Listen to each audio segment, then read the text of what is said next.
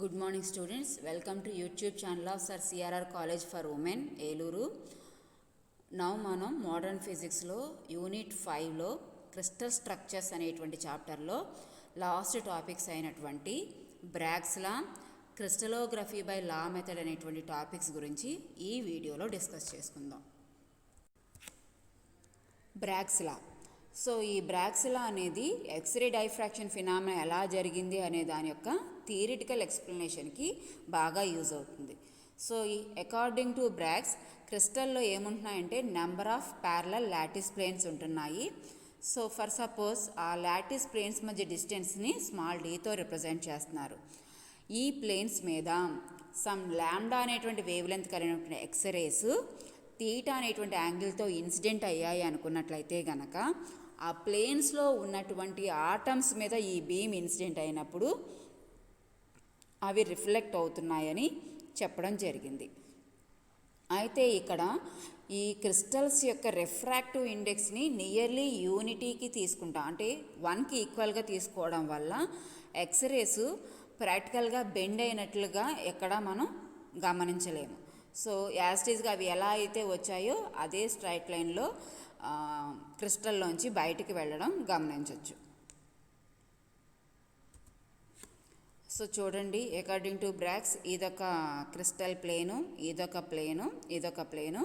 ఈ క్రిస్టల్ ప్లేన్లో ఈ డార్క్ స్పాట్స్ లాటిస్ పాయింట్స్ని రిప్రజెంట్ చేస్తున్నాయి. దట్ మీన్స్ అక్కడ ఆటమ్స్ అనేవి ఎగ్జిస్ట్ అయి ఉంటాయి. సో ఈ ప్లేన్ మీద సపోజ్ పి అనేటువంటి ఎక్స్రే ఏ అనేటువంటి ఈ లాటిస్ పాయింట్ దగ్గర ఇన్సిడెంట్ అయినప్పుడు ఆర్ అనే రే కింద రిఫ్లెక్ట్ అయ్యింది.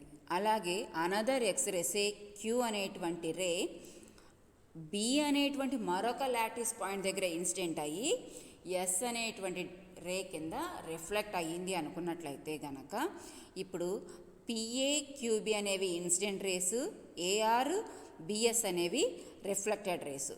సో ఈ రెండు కూడా దట్ మీన్స్ ఆర్ఎస్ రెండు కూడా ఒకే స్క్రీన్ దగ్గరికి వెళ్తాయి. అవి వెళ్ళి ఒక డైఫ్రాక్షన్ ప్యాటర్న్ని చూపించాలంటే కనుక కంపల్సరీగా ఈ రెండు కూడా కన్స్ట్రక్టివ్గా రీఎన్ఫోర్స్ అవ్వాలి.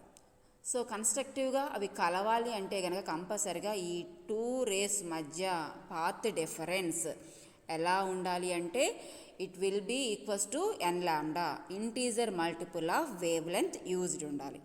సో దానికోసం ఏం చేస్తున్నారు ఇక్కడ, ఈ ఏ అనేటువంటి లాటిస్ పాయింట్ నుంచి క్యూబీ మీదకు ఒక పర్పెండిక్యులర్, బిఎస్ మీదకు ఒక పర్పెండిక్యులర్ డ్రా చేశారు. ఆ డ్రా చేసిన పాయింట్ని సిడి అని రిప్రజెంట్ చేశారు. సో ఈ డయాగ్రామ్ నుంచి సోర్స్ నుంచి ఇక్కడ దాకా డిస్టెన్స్ సేమ్గా ఉంటుంది. అలాగే ఈ ఏడి దగ్గర నుంచి స్క్రీన్ వరకు డిస్టెన్స్ సేమ్గా ఉంటుంది. ఇంకా ఎక్స్ట్రా డిస్టెన్స్ ఏదైనా ఉంది అంటే అది సిబి ప్లస్ బీడి మాత్రమే extra distance travelled by the rays between two. కాబట్టి ఇప్పుడు ఈ సిబి ప్లస్ బీడీని కనుక ఎన్ ల్యాండాకి ఈక్వల్గా ఉందా లేదా చెక్ చేస్తే అక్కడ డైఫ్రాక్షన్ ఫినామినా జరుగుతుందా లేదా అనేటువంటి విషయం ఫైండ్ అవుట్ చేయొచ్చు. ఓకే, సో అయితే అక్కడ ఆల్రెడీ మనం ఎక్స్రే డైఫ్రాక్షన్లో డైఫ్రాక్షన్ ఫినామినా జరుగుతుంది కాబట్టి పాత్ డిఫరెన్స్ కంపల్సరీగా దేనికి సమానంగా తీసుకోవాలి, ఎన్ ల్యాండాకి సమానంగా తీసుకోవాలి.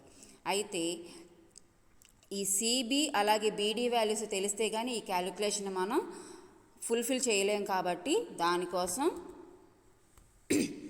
ఈ డయాగ్రామ్ చూసినట్లయితే కనుక ఈ సిబి అనేది ఈ యాంగిల్కి ఆపోజిట్గా ఉంది. So this is opposite side value. Opposite side value is nothing but hypotenuse into sine theta.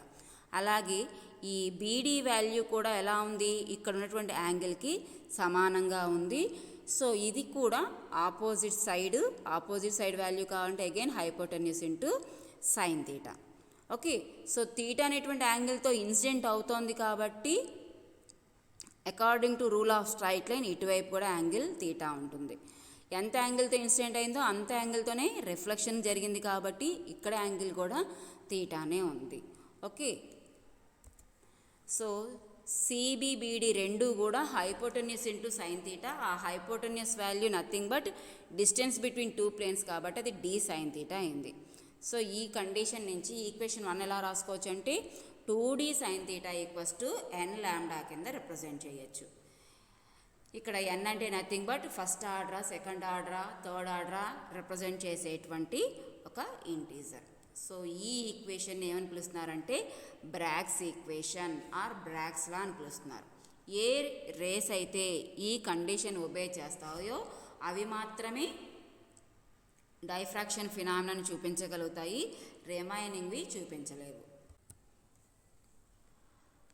So అయితే ఇక్కడ రిఫ్లెక్షన్ జరిగినప్పుడు మనకి ఆర్డర్స్ మారుతున్నప్పుడు కంపల్సరిగా యాంగిల్స్లో కూడా వేరియేషన్ వస్తుంది. కాబట్టి ఫస్ట్ మ్యాక్సిమా ఎప్పుడు చూడగలుగుతాం అంటే సమ్ sin θ 1 = λ/2d ఉన్నటువంటి సందర్భంలో మ్యాక్సిమాని చూడడం కుదురుతుంది. అలాగే సెకండ్ మ్యాక్సిమా చూసేటప్పుడు అగైన్ యాంగిల్ మారిపోతుంది కాబట్టి sin θ 2 = n కాస్త 2 అవుతుంది, 2 λ/2d అవుతుంది. అలాగే థర్డ్ మ్యాక్సిమా చూసేటప్పుడు మళ్ళీ అగైన్ యాంగిల్ వేరుగా ఉంటుంది, దట్ ఈస్ sin θ 3 = 3 λ/2d అవుతుంది. ఇక్కడ 3 అనేది థర్డ్ మ్యాక్సిమాని రిప్రజెంట్ చేస్తుంది. అయితే గుర్తుపెట్టుకోవాల్సినటువంటి విషయం ఏంటి అంటే ఫస్ట్ మ్యాక్సిమా ఉన్నంత బ్రైట్గా రిమైనింగ్వి ఉండవు. ఓకే, అక్కడ ఇంటెన్సిటీ ఏమైపోతుంది అంటే స్లోగా రెడ్యూస్ అవుతుంది, ఎందుకంటే లైట్ అన్ని డైరెక్షన్స్లోనూ డైఫ్రాక్ట్ అయింది కాబట్టి.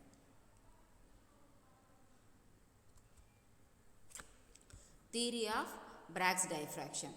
సో ఇక్కడ బ్రాగ్స్ డైఫ్రాక్షన్ ఎలా జరిగింది అనేటువంటి థియరిటికల్ ఎక్స్ప్లెనేషన్ ఇస్తున్నారు. ఒక మోనోక్రోమాటిక్ ఎక్స్రేస్ ఎప్పుడైతే క్రిస్టల్ మీద పడుతుందో ఆ క్రిస్టల్లో ఉన్నటువంటి ఆటమ్స్ ఎలా బిహేవ్ చేస్తున్నాయి, మనకి ఆ రేడియేషన్ స్కాటర్ చేసేటువంటి సెంటర్స్ లాగా యాక్ట్ చేస్తున్నాయి. అయితే మనం తీసుకునేటువంటి క్రిస్టల్ ప్లేన్లో కొన్ని ప్లేన్స్లో ఆటమ్స్ చాలా ఎక్కువగా ఉంటాయి. అలాంటి ప్లేసెస్లో ఈ రిఫ్లెక్షన్ బాగా జరగడానికి అవకాశం ఉంటుంది. ఆ ప్లేన్స్ని ఏమని పిలుస్తున్నారు, బ్రాగ్స్ ప్లేన్స్ అని పిలుస్తున్నారు. అయితే ఒక పర్టిక్యులర్ యాంగిల్తో ఒక పర్టిక్యులర్ ప్లేన్స్ మీద ఇన్సిడెంట్ అయినప్పుడు మాత్రమే అక్కడ మనకి డైఫ్రాక్షన్ ఫినామినా అనేది జరుగుతుంది. అంటే ఆ రేస్ మళ్ళీ రీఇన్ఫోర్స్ అయ్యి మనకి మ్యాక్సిమం ఇంటెన్సిటీని చూపించగలుగుతుంది. వేరే అదర్ యాంగిల్స్తో ఆ పర్టికులర్ ప్లేన్స్ మీద ఇన్సిడెంట్ అయినప్పుడు మళ్ళీ అవి తిరిగి ఒకే విధంగా రీఇన్ఫోర్స్ అవ్వాల్సినటువంటి అవసరం లేదు. కొన్ని సందర్భంలో అవి అవుట్ ఆఫ్ ఫేజ్లోకి వెళ్తాయి. సో ఇక్కడ కంపల్సరీ కండిషన్ ఏంటి అంటే తీటా, లాంబ్డా, డి ఈ మూడు కూడా ఆ ఈక్వేషన్ని సాటిస్ఫై చేసే విధంగా ఉన్నప్పుడు మాత్రమే మనకి మ్యాక్సిమం ఇంటెన్సిటీతో డైఫ్రాక్షన్ ఫినామినాని చూడగలుగుతాం. Next topic crystallography by Laue method. Experimental arrangement. The crystal is held stationary in the beam of X-rays. After passing through the crystal, the X-rays are diffracted and recorded on a photographic plate. So ఇక్కడ ఏం చేస్తున్నారు, ఒక క్రిస్టల్ని స్టేబుల్గా ఉంచి ఆ crystal మీదకి some ఎక్స్రేస్ని పంపిస్తున్నారు. ఆ పంపించినటువంటి ఎక్స్రేస్ డైఫ్రాక్ట్ అవుతున్నాయి. డైఫ్రాక్ట్ అయిన వాటిని ఒక ఫోటోగ్రాఫిక్ ప్లేట్ మీద పడేలా చేస్తున్నారు. అయితే ఇక్కడ వచ్చేటువంటి ఎక్స్రేస్ కంపల్సరీ ఎలా రావాలి అంటే ఒక షార్ప్ ఫైన్ పెన్సిల్ బీమ్ లాగా రావాలి. అలా రప్పించడం కోసం ఏం యూజ్ చేస్తున్నారు, డయాఫ్రమ్స్ యూజ్ చేస్తున్నారు. ఓకే, ఇక్కడ దాని యొక్క ఆ స్లిట్ యొక్క హోల్ ఏదైతే ఉందో అది చాలా తక్కువగా ఉండాలి. అది ఎంత తక్కువగా ఉంటే మనకి డైఫ్రాక్షన్ ఫినామినా అంత బాగా చూడడానికి అవకాశం ఉంటుంది. సో ఇక్కడ చూడండి, ఎక్స్రేస్ ఇక్కడ మోనోక్రోమాటిక్ ఎక్స్రేస్ కాదు యూజ్ చేసేది, wide range of X rays use చేస్తున్నారు. సో ఆ ఎక్స్రేస్ ఫైన్ బీమ్ కింద కన్వర్ట్ అవడం కోసం లెడ్ డయాఫ్రమ్స్ ద్వారా పంపించడం జరిగింది. అలా పంపించినవి ఒక క్రిస్టల్ మీద పడ్డాయి. క్రిస్టల్లో ఉన్నటువంటి ఆటమ్స్ దగ్గర ఇవి డైఫ్రాక్షన్కి గురవుతున్నాయి. సో వాటిని డైఫ్రాక్షన్ సెంటర్స్ అని కూడా పిలవచ్చు. సో అలా డైఫ్రాక్ట్ అయినవి ఈ ఫోటోగ్రాఫిక్ ప్లేట్ మీద ప్యాటర్న్ చూపిస్తున్నాయి. సో ఆ ప్యాటర్న్ చూడండి ఈ విధంగా ఉంటుంది. సెంటర్లో ఒక స్పాటు, దాని చుట్టూ ఒక రెగ్యులర్ ఆర్డర్లో ఒక ప్యాటర్న్, మళ్ళీ దాని చుట్టూ రెగ్యులర్ ఆర్డర్లో మరొక ప్యాటర్న్. వీటిని లా స్పాట్స్ అని కానీ లా ప్యాటర్న్ అని కానీ పిలవచ్చు. సో ఇక్కడ కంపల్సరీగా డైఫ్రాక్షన్ ఫినామినా జరగడానికి ఛాన్స్ ఉంటుంది. ఎందుకంటే బ్రాగ్స్ ఈక్వేషన్ని ఒబే చేయాలి అంటే లాంబ్డా, డి, తీటా మూడు కూడా ఆ ఈక్వేషన్ సాటిస్ఫై అయ్యే విధంగా ఉండాలి.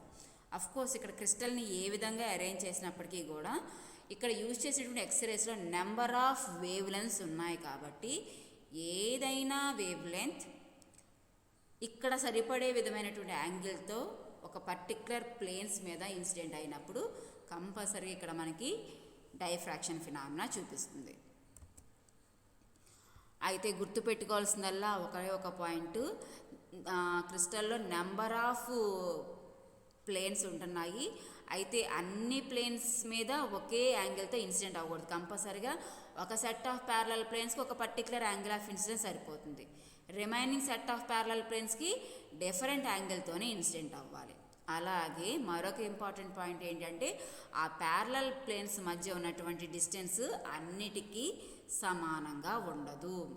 Okay, so we know that atoms of crystal have an orderly arrangement in all 3 dimensions in space. Hence the diffraction of X-rays will occur from many families of atomic planes at once. అయితే మనం number of X-ray wave లెన్స్ని at a time use చేస్తున్నాము. క్రిస్టల్లో కూడా number of deep planes ఉన్నాయి, d spacing కలిగినటువంటి planes ఉన్నాయి. కాబట్టి నెంబర్ ఆఫ్ ప్లేన్స్ ద్వారా నెంబర్ ఆఫ్ వేవ్ లెన్స్తో నెంబర్ ఆఫ్ డైఫ్రాక్షన్ ఫినామినాస్ జరగడానికి అవకాశం ఉంటుంది.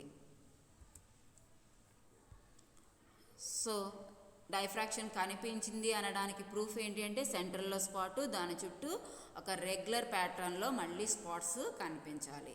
ఓకే, అలా స్పాట్స్ వస్తున్నాయి అంటే కంపల్సరీగా అవి 2D sin θ = n λ అనేటువంటి ఫార్ములాని కంపల్సరీగా సాటిస్ఫై చేయగలిగినవి మాత్రమే అక్కడ ప్యాటర్న్ని చూపిస్తాయి. ఓకే, సో దీన్ని ఇంకొంచెం డీటెయిల్గా డిస్కస్ చేయడానికి మనకి ఇక్కడ ఒక ఎక్స్ప్లెనేషన్ ఇవ్వడం జరిగింది. అదేంటో చూడండి.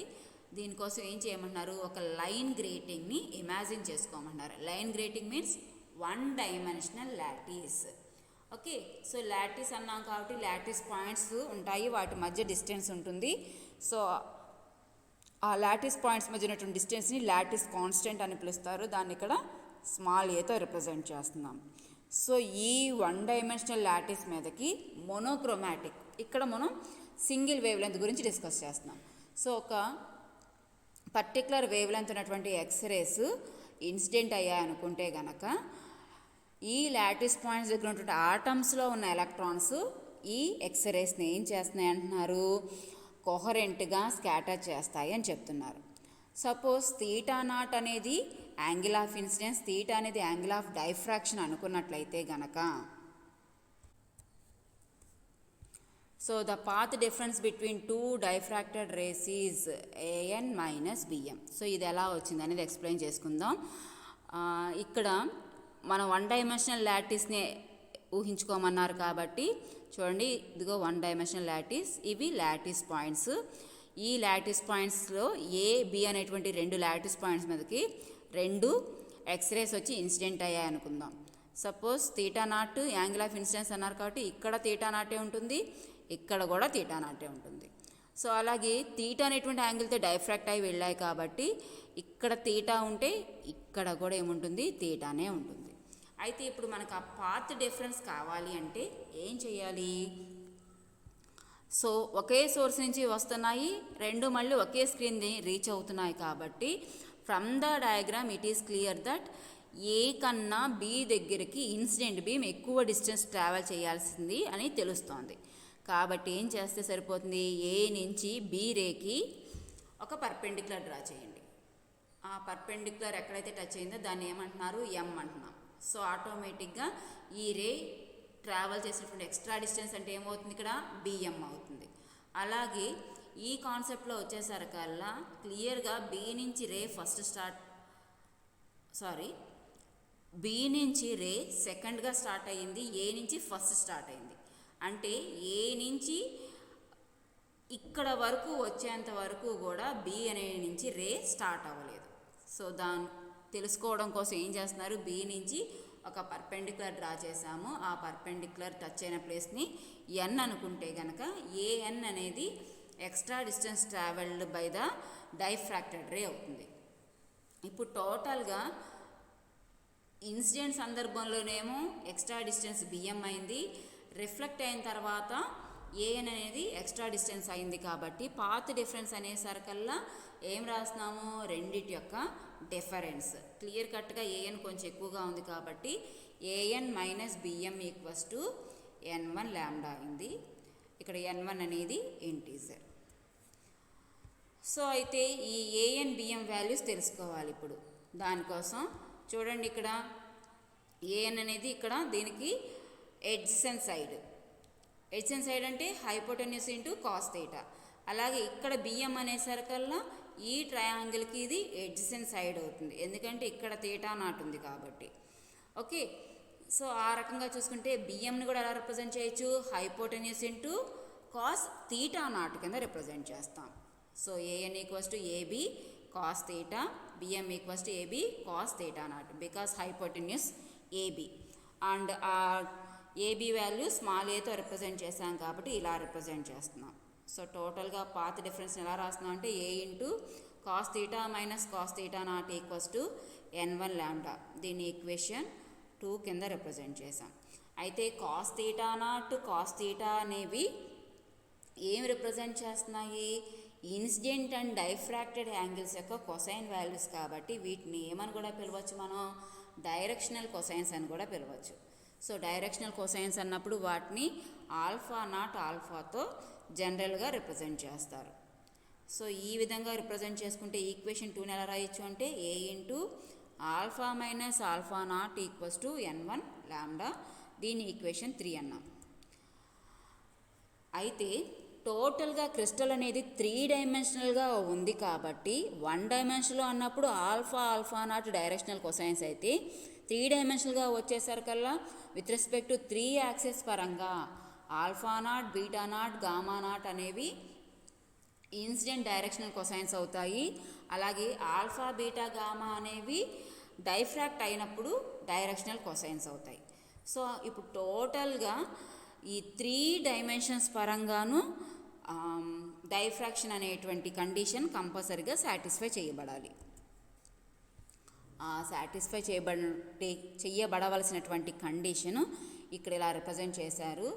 ఏ into alpha minus alpha naught should be equals to n1 lambda. A into beta minus beta naught equals to n2 lambda. అలాగే a into gamma minus gamma naught equals to n3 lambda. So ఈ 3 ఈక్వేషన్స్ని number equation 4తో represent చేస్తున్నారు.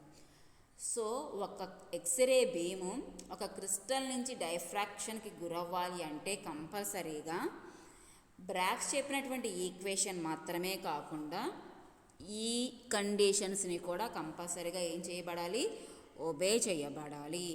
Okay, అందుకే ఈ ఈక్వేషన్స్ని లా equations అని పిలుస్తున్నారు. n lambda equals to 2d sine థీటాని బ్రాగ్స్ ఈక్వేషన్ అని పిలుస్తారు.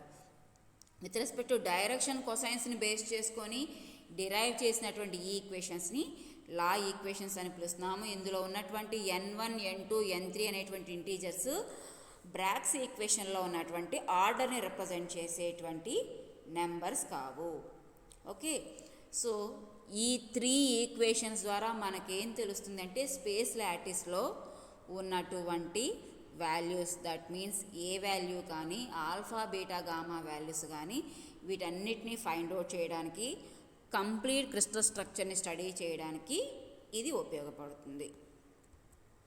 Thank you.